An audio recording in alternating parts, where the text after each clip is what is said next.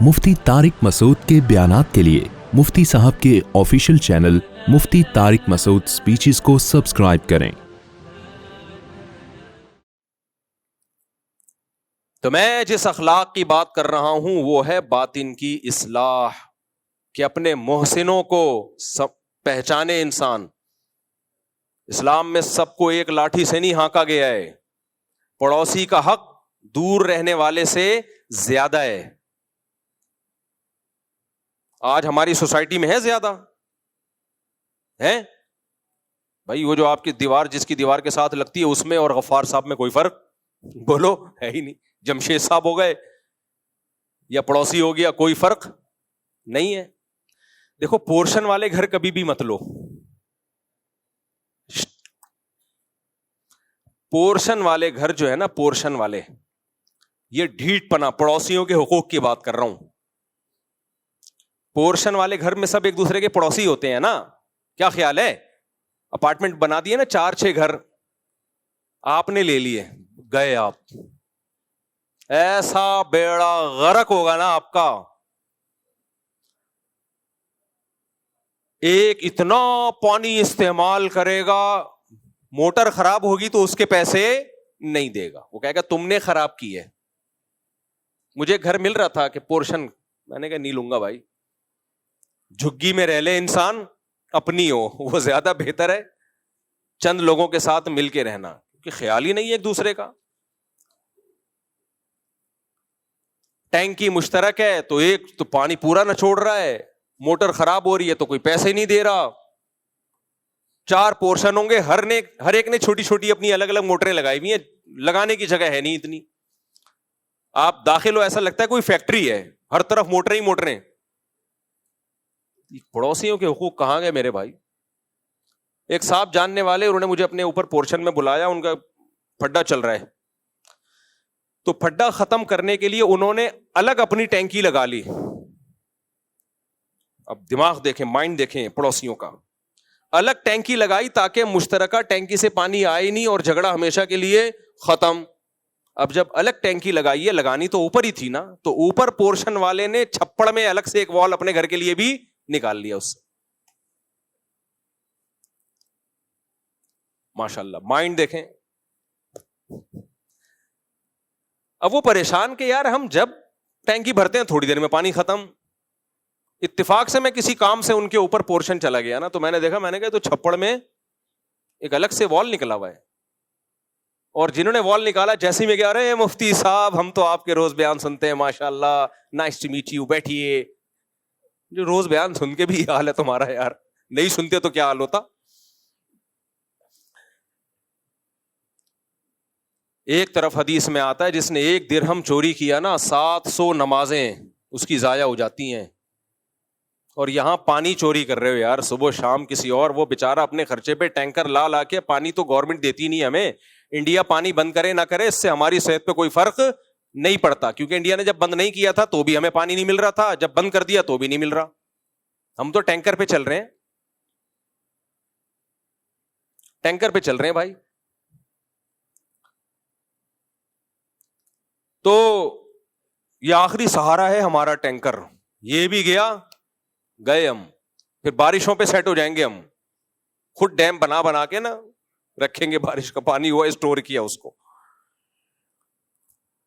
سائنسدانوں کو چاہیے پہلی فرصت میں ہائیڈروجن ڈائی آکسائڈ بنانے کا کی کوئی مشین ایجاد کر لیں۔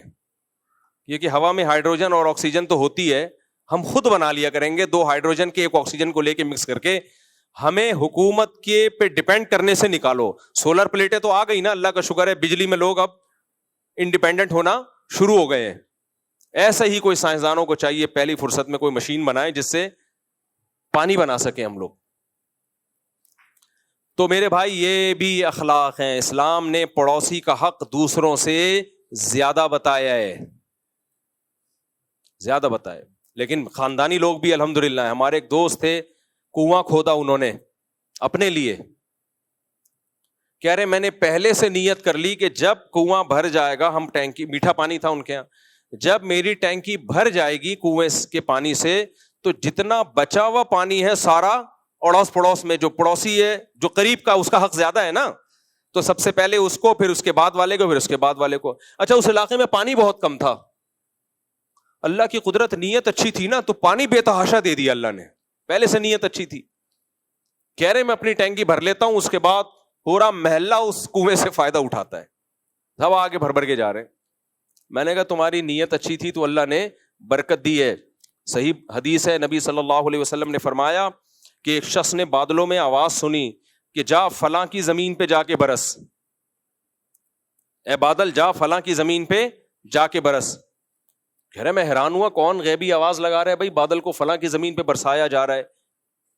تو اس نے اس زمین والے سے پوچھا کہ بھائی تو کون سا ایسا عمل کر رہا ہے کہ بادل کو اسپیشل آرڈر دیا جا رہا ہے کہ تیری زمین پہ جا کے برس. کہہ رہے جو پیداوار ہوتی ہے 1/3 اس میں سے اللہ کی راہ میں صدقہ کرتا ہوں میں. نبی صلی اللہ علیہ وسلم نے فرمایا، دیکھو نبی کی باتوں پر ایمان ہونا، ایمان سے بڑی کوئی نعمت نہیں ہے. تو ان باتوں کو سننے میں مزہ بہت آتا ہے، یہ بے ایمان لوگوں کے لیے نہیں ہے. مزہ کس بات کا آتا ہے کہ ہمارا رب اور ہمارا مذہب کتنا اچھا ہے، ہمیں خرچ کرنے کی ترغیبیں دینے کے لیے کتنی پاورفل موٹیویشن ہے، کتنی پاورفل حوصلہ افزائی ہے.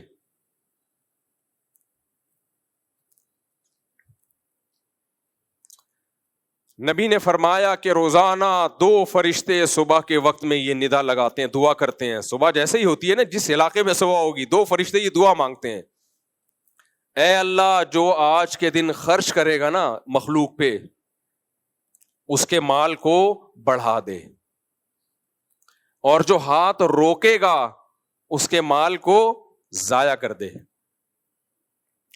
اللہ ویسے بھی یہ کام کر سکتا تھا نا، لیکن اللہ نے اس کام کے لیے 2 فرشتوں کی ڈیوٹی لگا دی ہے کہ روزانہ صبح اٹھ کے یہ دعا مانگنا. تو اللہ کو بڑے دل والے پسند ہیں، چھوٹے دل والے پسند بولو نہیں. اللہ چھوٹے دل کا ہے بڑے دل کا ہے؟ بڑے دل کا ہے. یہودیوں نے کہہ دیا تھا کہ اللہ ہمیں ترسا ترسا کے کھلاتا ہے، معاذ اللہ. وقالت الیہود ید اللہ مغلولہ، یہودی کہتے تھے اللہ کے ہاتھ تنگ ہیں، بہت تھوڑا تھوڑا دیتا ہے. اللہ کو اتنا غصہ آیا، قرآن کی آیتیں نازل ہوئیں، فرمایا غلت ایدیہم، ان کمبختوں کے ہاتھ بند ہیں، وَلُعِنُوا بِمَا قَالُوا، جو انہوں نے کہا ان پر لعنت، بل یداہ مبسوطتان، اللہ کے دونوں ہاتھ کھلے ہوئے ہیں. دیکھو اللہ معاذ اللہ نقل کفر اگر بخیل ہوتا تو اللہ کو یہ تانا سن کے غصہ آتا؟ بولو نا. کسی کنجوس کو تانا دو نا کہ تو خرچ نہیں کرتا اور سب بچاتا ہے، کہ تھینک یو آپ نے میری تعریف کی، میں ایک قناعت پسند انسان ہوں اور الحمدللہ فیوچر کے لیے بچاتا ہی رہتا ہوں. میں کوشش ہے کہ قبر میں بھی ساتھ لے کے جاؤں. میں شکریہ آپ کے منہ سے اپنی تعریف سن کے بہت خوشی ہوئی، یوں بولے گا نا. لیکن جب سخی کو آپ کنجوس بولتے ہو نا تو بولے گا کنجوس ہوگا تو، کنجوس ہوگا تیرا باپ، کنجوس ہوگا تیرا دادا، کنجوس ہوگی تیری ماں، وہ ایسے بولے گا. تو سخی آدمی کو کنجوسی کا تانا سن کے غصہ آتا ہے، اور کنجوس کو کنجوسی کا تانا سن کے خوشی ہوتی ہے کہ یار، جیسے ایک چور کو جج نے کہا کہ تم نے کمبخت ایسے بہترین طریقے سے چوری کی ہے کسی کو پتہ ہی نہیں چلا. کہتے ہیں آپ پہلے آدمی ہیں جو میرے فن کی تعریف کر رہے ہیں، ورنہ میں اس قابل کہاں ہوں. کیونکہ چور کے لیے تو یہی خوشی کی بات ہے نا کہ میں ایسے چوری کروں کسی کو پتہ ہی نہ چلے. تو چور چوروں میں فخر کر رہا ہوتا ہے. ابے تو چپل چوری کرتے ہوئے پکڑا گیا، ہم نے تو بینکوں کے لوٹا ہے، کسی کو کانوں کان خبر نہیں ہوئی. تو دوسرا چور کہتا ہے یار سلوٹ ہے آپ کو. لیکن عزت دار آدمی کو آپ چور بول دو، اس کو خوشی ہوگی. چور کو آپ بولو یار بڑا ایکسپرٹ چور ہے، کہہ کے تھینک یو. عزت دار آدمی کو آپ بولو چور، وہ بولے گا چور ہوگا تو، چور ہوگا تیرا باپ. تو یہودیوں نے اللہ کو بول دیا بخیل، معاذ اللہ کنجوس. اللہ کو اتنا غضب آیا، فرمایا یہ کنجوس ہیں، ان پر لعنت. بل یداہ مبسوطتان، اللہ کے دونوں ہاتھ کھلے ہوئے ہیں. ينفق کیف یشاء، جیسے چاہتا ہے لٹاتا ہے بندوں پہ. تو بتاؤ اللہ کو کنجوس پسند ہے یا سخی پسند ہے؟ اور کنجوس کی 2 قسمیں ہوتی ہیں، بس یہ کہہ کے بیان ختم کر رہا ہوں. ایک کنجوس، ایک ماں کنجوس. کراچی کی زبان میں کیا کہتے ہیں؟ بولو. کنجوس تو وہ ہوتا ہے جو سخاوت نہیں کر رہا, اور ماں کنجوس وہ ہوتا ہے جو دوسرے کا جائز حق بھی نہیں دے رہا.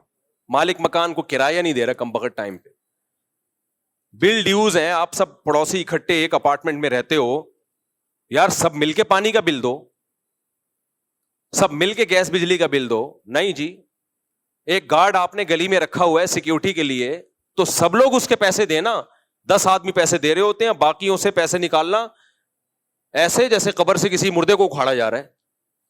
آپ دیکھ لو جتنے سیکیورٹی گارڈ گلیوں میں ہوتے ہیں سب کمانے والے لوگ ہوتے ہیں, لینڈ لارڈ ہوتے ہیں, لیکن ان کی جیب سے 2-3 ہزار روپے اس گارڈ کے لیے نہیں نکل رہے ہوتے. یہ تو واجب ہے آپ پہ دینا, وہ نہیں دے رہے ہوتے. تو یہ بھائی کنجوسی کی سپرلیٹو ڈگری ہے.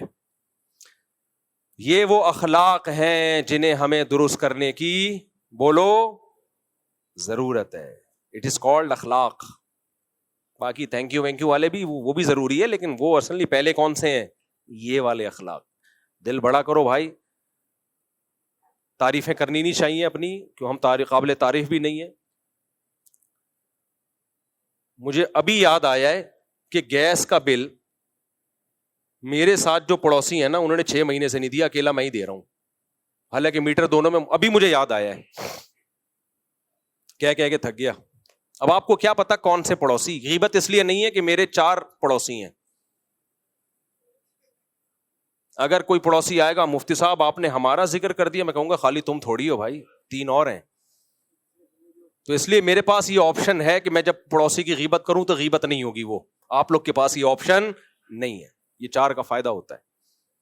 اکیلا بل دے رہا ہوں, حالانکہ میٹر دونوں میں مشترک ہے, لیکن وہ گھننے بنے ہوئے ہیں, دیے جا رہے ہیں. مفتی صاحب دینے دو. میں پھر مصروف ہوں, بھول جاتا ہوں. میں پھر 4 دن بعد خیال ہوتا ہے, جا کے دروازہ نوک کرو, بھائی بل دو یار, میں اکیلا کیوں دوں. اچھا مفتی صاحب کل دیں گے, اب ہم مصروف لوگ ہیں. پھر 6 مہینے بعد ہو سکتا ہے اگلی دفعہ جب مرغیاں آئیں تو اس کے بعد یاد آئے مجھے. تو یہ مارکیٹ میں کیا چل رہا ہے بولو, یہ چل رہا ہے مارکیٹ. اور ہمارے ساتھ تو کم ہو رہا ہے. میرے جو پڑوسی ہیں نا دوسرے اسی اپارٹمنٹ میں, ان بیچارے بوڑھوں کے ساتھ بہت برا ہو رہا ہے. وہ تو روزانہ شکایتیں لے کے آ رہے ہوتے ہیں. پانی کا بل مفتی صاحب میں اکیلا دے رہا ہوں, وہ نہیں دے رہے. گیس کا بل میں اکیلا دے رہا ہوں, فلاں نہیں دے رہا. گیس کاٹ کے چلے جائیں گے. میں نے کہا کٹنے دو گیس. کہہ رہے ہیں میرا تو بیڑا غرق ہو جائے گا نا, اس کا ہو یا نہ ہو. تو یہ ہے اخلاق. یہ کیا ہے بھائی, جب ایک ساتھ رہتے ہو تو بڑھ چڑھ کے تعاون کرو, کیونکہ پڑوسی میں اور جمشید میں کیا ہے, جو دور کے رہنے والے ہیں, کوئی جمشید و غفار و ستار ہو, اس کے بجائے پہلا حق کس کا ہے؟ نبی نے تو یہاں تک فرمایا اگر کوئی کھانا بناؤ, پہلے غربت تھی, اس دور کے حالات تھے یہ, تو شوربہ زیادہ کر دو, اس میں سے پڑوسیوں کو بھی دے دو. اب اتنی غربت نہیں ہے, پڑوسی اتنے مالدار ہوتے ہیں کہ شوربہ زیادہ کرو گے وہ کھائے گا ہی نہیں, ہوگا کیا پتلا سالن بنا کے بھیج دیا. لیکن یہ بتایا گیا ہے بھائی اس کا خیال کرو. یہاں خیال نہیں کیا جا رہا, جو واجب حق ہے وہ بھی نہیں ادا کیا جا رہا. تو نبی نے فرمایا کہ بعثت لأتمم مکارم الاخلاق, اللہ نے مجھے بھیجا اس لیے تاکہ انسانوں میں اعلیٰ درجے کے اخلاق پیدا کر دوں. کنجوسی, بخل, حسد, بغض یہ نکال دوں. اللہ ہم سے یہ چیزیں نکال دے, اور انسان کا بچہ بننے کی اللہ ہم سب کو توفیق عطا فرمائے. وما علینا الا البلاغ.